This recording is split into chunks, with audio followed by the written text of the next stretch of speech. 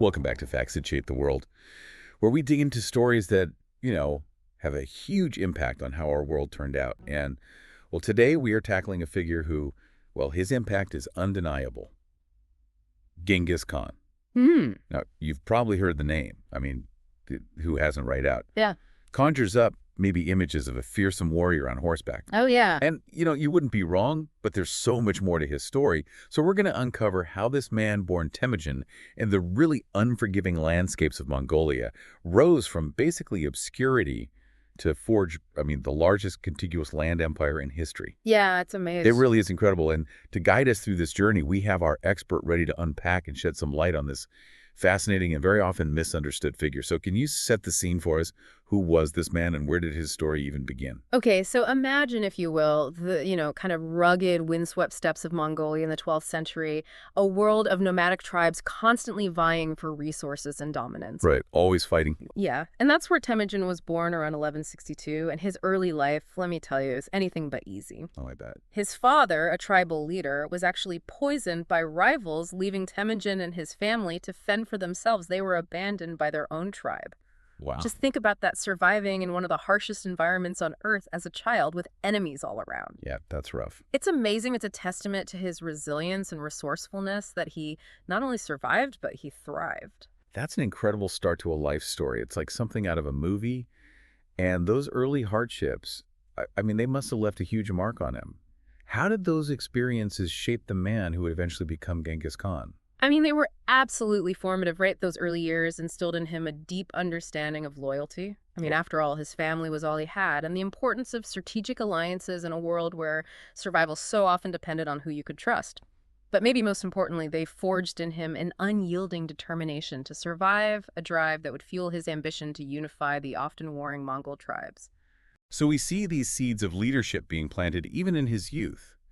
But how did he actually go from being an outcast to a leader who was capable of uniting these tribes that were often at odds?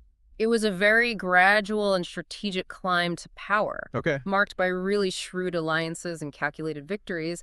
So he started by forging alliances with powerful figures like Togrul, the leader of the Kiryats, leveraging his father's old connections.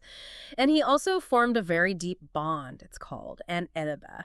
And it's essentially a sworn brotherhood Interesting. with Jamuka, another rising leader who initially supported his campaigns, but of course with allies also came enemies, Sure. like the Merkits, a rival tribe that actually captured his wife Berta. Oh, no. And this was a pivotal moment. It showed Temujin's unwavering commitment to those loyal to him, and it really solidified his reputation as a leader who would stop at nothing to protect his own. His wife being captured by a rival tribe, that's going to lead to one heck of a story. So what happened next? So Temujin, driven by this fierce sense of loyalty and a thirst for revenge, rallied his allies Togrul and Jamuka and launched a very daring rescue mission. Wow. It was a risky move, but it paid off. I bet. The successful rescue of Berta showcased his leadership, his military prowess, and it really solidified the loyalty of his followers who saw in him a leader worth fighting for. It was a turning point, a moment that began to solidify his path towards becoming the leader we know as Genghis Khan. So he's proven himself as a leader, he's garnered loyalty, he orchestrated a daring rescue. It's starting to feel like destiny is calling. But when does Temujin actually become Genghis Khan? When does the legend truly begin? So the year is 1206. Okay. Imagine a grand assembly of Mongol nobles, the Kurultai. It's here that Temujin, after years of consolidating his power, is formally proclaimed Khan of all the Mongols, uniting the tribes under his banner, and it's here that he receives the title Genghis Khan. That's a powerful title. It's a title with vast implications. It translates to oceanic ruler or universal king, reflecting the scope of his ambition. This was no longer about just leading a tribe. This was about creating an empire that would stretch as far as the eye could see. Oceanic ruler. That's a title that just gives you chills. Yeah. He was aiming for something truly remarkable, but uniting the Mongols, that was just the first step, right? Exactly. Uniting these tribes that were often at odds with each other required more than just military might. Yeah. It needed a framework, a system of law to ensure order and unity. The foundation. And that's exactly what Genghis Khan did at this very Kurultai.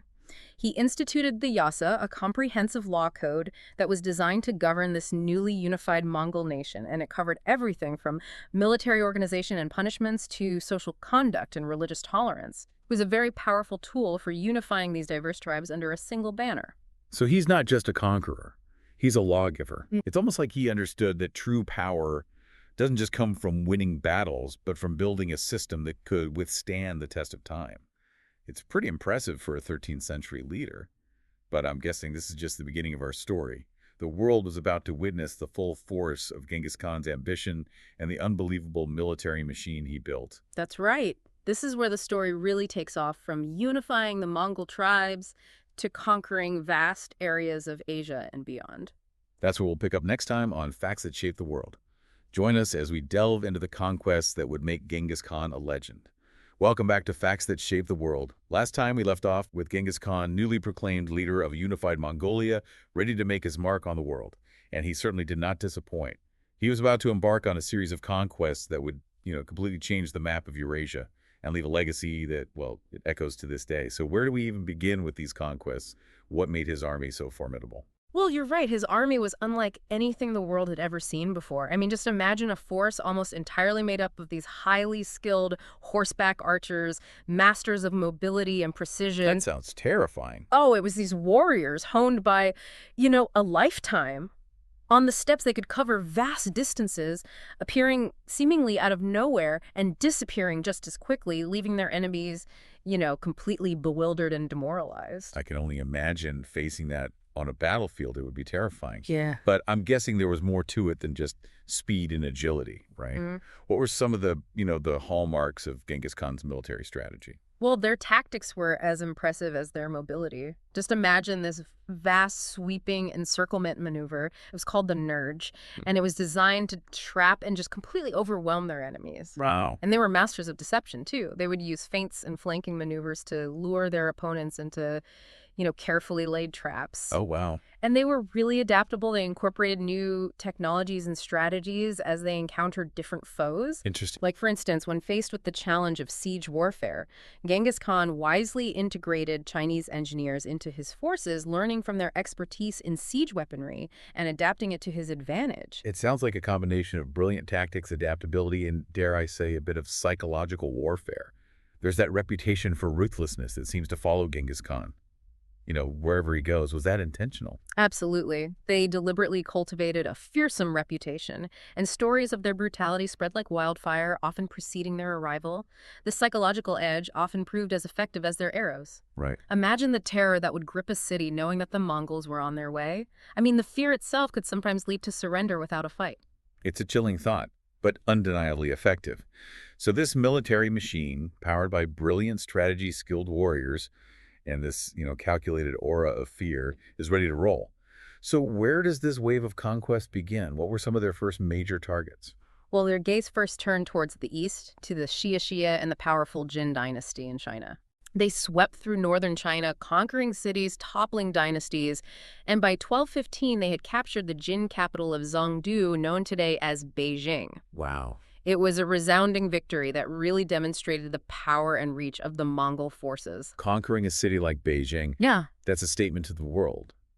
But Genghis Khan's ambition didn't stop there, did it? Yeah. Not even close from China. Their attention shifted westward towards the Khwarezmian Empire, a vast empire that spanned Persia and Central Asia. Initially, Genghis Khan actually sought peaceful trade relations. Oh, well? But when his envoys were executed by a Khwarezmian governor, a grave insult in Mongol culture, his response was swift and devastating. So it seems diplomacy wasn't always on the table. What happened next? What followed was just this wave of conquest unlike anything the world had ever seen. Cities that had stood for centuries, legendary centers of learning and culture, crumbled before the Mongol onslaught.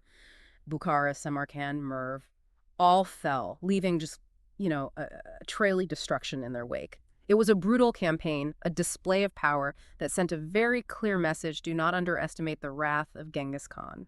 It's a stark reminder of the brutality of war, even as we admire the strategic brilliance behind these campaigns.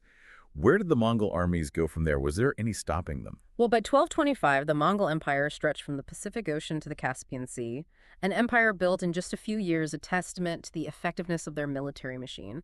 And then Genghis Khan sent two of his most trusted generals, Subutai and Jebe, westward on a reconnaissance mission to explore new territories and assess potential rivals. Okay. They led lightning raids into Eastern Europe, reaching as far as the borders of Europe by 1223. So they're pushing west towards Europe. What kind of reception did they receive there? Well, they clashed with Russian and Cuman armies at the Battle of the Kalka River, a decisive victory for the Oh. Mongols that showcased their military prowess to the powers of Eastern Europe. These were no mere raids, these were a show of force, a taste of what the Mongols were capable of. From China to Persia to the doorstep of Europe, it's almost impossible to grasp the scale of these conquests. But it wasn't just about military might, was it? There's another side to Genghis Khan that often gets overshadowed by his reputation as a conqueror, his role as a ruler and administrator. It's a side we often forget, but it's just as crucial to understanding his lasting impact. That's right. Genghis Khan was not just a brilliant military strategist, he was also a shrewd administrator who understood that building a lasting empire required more than just conquering land. It required a structure that could govern these vast and diverse territories, and that's where his political acumen really shines. Okay, I'm intrigued. Let's delve into that side of his story. We'll be back in a moment on Facts That Shaped the World to explore the legacy of Genghis Khan beyond the battlefield. Welcome back to Facts That Shaped the World. We've been going through this huge landscape of Genghis Khan's empire, seeing all these incredible military achievements. But like we were talking about before, there's another side to this story, a side that goes into, him not as a conqueror, but as a ruler. What kind of empire did Genghis Khan actually want, and what did he do to govern all this new land he had? Well, he was, a surprisingly forward-thinking ruler, especially for his time. Yeah. Remember the Yasa, the law code we talked about? Right. It was so important for setting up order and unity throughout his vast empire. But it wasn't just about making laws. Genghis Khan knew that for his empire to really thrive, he had to accept diversity and talent, regardless of, where you came from or your background. That's surprising for the 13th century leader. Can you give me an example of how that played out in the empire? Well, he went against traditional Mongol customs by promoting people based on merit and loyalty, not just who their family was. Interesting. He brought conquered leaders and skilled people from all these different cultures into his administration. All right. He recognized their value and their expertise. He even adopted the Uyghur script as the official writing system of the empire, which made it easier to communicate and, run things across huge distances. So a unified legal code, Yeah. a meritocratic system, a standardized writing system. It's like he was setting up the foundation for a really unified and efficient empire. What other cool stuff did he do? One of his most amazing achievements was setting up the Yam, a really sophisticated postal and relay system that covered the whole empire. Wow. It was like a network of stations set up along trade routes, allowing for, really fast transmission of messages, information, and goods. It was like a forerunner to our modern communication networks, kept the empire connected and really helped with trade. A 13th century information superhighway. That's amazing. It shows his vision and how he really understood how to manage such a vast territory. But Genghis Khan wasn't immortal. What happened to this amazing empire after he died? Well, before his death in 1227, Genghis Khan very smartly divided up his empire among his 4 sons, Okay. ensuring, a smooth transition of power, minimizing the potential for conflict. All right. Each son got a khanate, a part of the empire, while his third son, Ogedei, was chosen as the Great Khan, the one to continue his father's legacy. So a succession plan to keep things stable, it seems. Genghis Khan was thinking ahead, even at the very end. Did his sons keep his huge empire going? They did, and they even made it bigger. Wow. Under Ogedei's rule, the Mongols finished conquering the Jin dynasty in China, and they launched those devastating campaigns into Europe, going as far as Poland and Hungary. Oh, wow. His other sons and their descendants, they kept expanding the empire, consolidating Mongol rule across Eurasia, stretched from the Pacific Ocean to Eastern Europe, and it covered this huge amount of cultures, languages, and religions. It really shows how strong the foundation was that Genghis Khan built. But with all this talk about, conquering and empires, we can't forget about the man himself, who was Genghis Khan outside the battlefield and halls of power.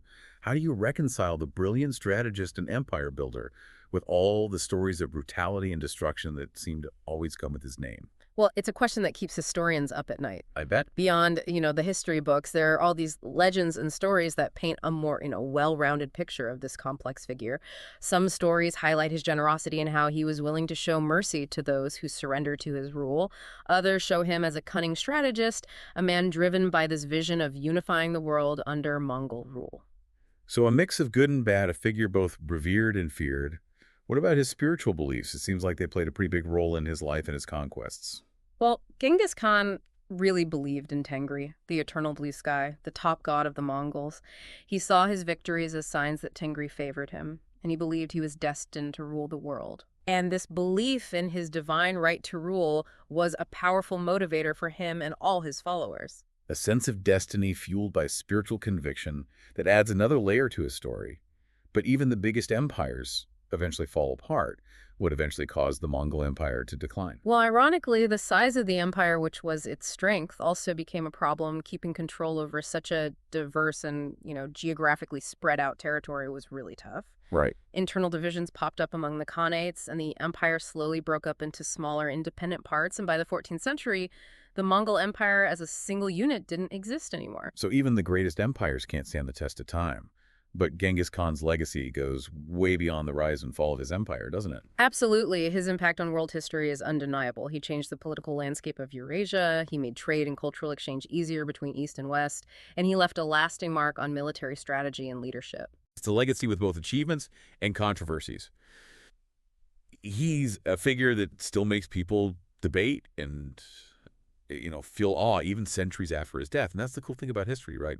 It makes us think about complicated figures and events to see the world from different points of view. And as we wrap up this deep dive into the life and legacy of Genghis Khan, one thing is for sure, he was a force of nature, a man who really shaped the world we live in today.